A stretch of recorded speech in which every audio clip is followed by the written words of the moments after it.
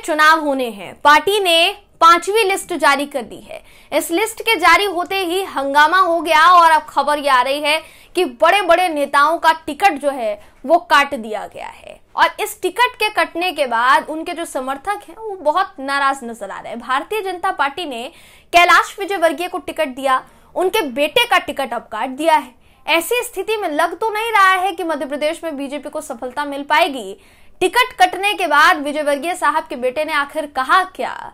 वो मजबूरी का नाम जो महात्मा गांधी वाली कहावत है ना, वो आकाश विजयवर्गीय पर कैसे सटीक बैठ रही है, इस खबर में आपको बताऊंगी। नमस्कार, मेरा नाम है जयंती झा और आप देख रहे हैं द वीपीएन टीवी।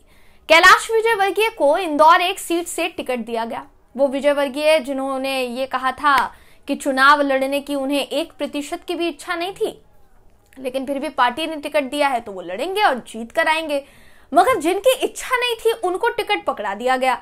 उनके बेटे की इच्छा थी, उनसे उनका टिकट जो है वो छीन लिया गया, काट दिया गया। विधायक रह चुके हैं, उनका टिकट काट दिया गया। दोस्तों, यहाँ कैलाश विजयवर्गीय के बेटे आकाश विजयवर्गीय का टिकट काट दिया गया है। अब आकाश विजयवर्गीय जो है कैलाश विजयवर्गीय के बेटे हैं।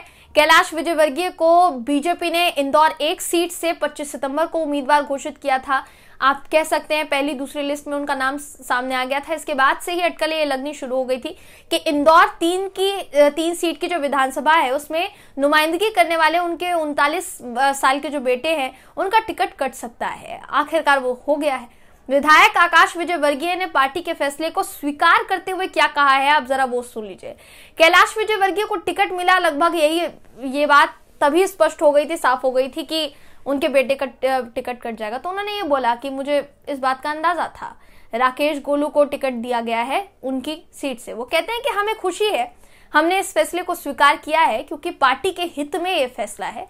आकाश विजयवर्गीय ने आगे कहा कि हमने पिछले 4.5 सालों में क्षेत्र में कई विकास कार्य किए हैं।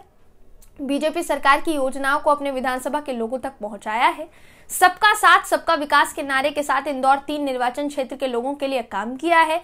अब मुझे विश्वास है कि गोलू शुक्ला के नेतृत्व में भी आने वाले सालों में तेजी से विकास कार्य होंगे। आकाश विजयवर्गीय ने कहा कि हमारे लिए पार्टी जो भी रोल तय करती है हम उस पर काम करते हैं, आगे भी हमें जो कहा जाएगा हम उसे जिम्मेदारी से करेंगे। देखिए, यहाँ इन्होंने जो कहा है उसको मजबूरी में दिया गया बयान क्यों समझा जा रहा है। देखिए, पहली बात ये बात समझिए कि इससे पहले जब आकाश विजयवर्गीय के टिकट कटने की बात कही जा रही थी तो पूरी तरीके से अंदाजा लगाया जा रहा था कि इससे सबसे ज्यादा नाराजगी अगर किसी में होगी तो उनके पिताश्री यानी सीधे तौर पर विजयवर्गीय साहब में होगी, कैलाश विजयवर्गीय में, कि आकाश विजयवर्गीय का टिकट काट दिया गया जबकि उनको उतारा जाना था।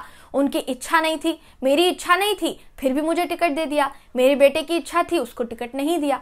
तो यहाँ कहा यह जा रहा था कि उनमें सबसे ज्यादा नाराजगी इस बात की होगी।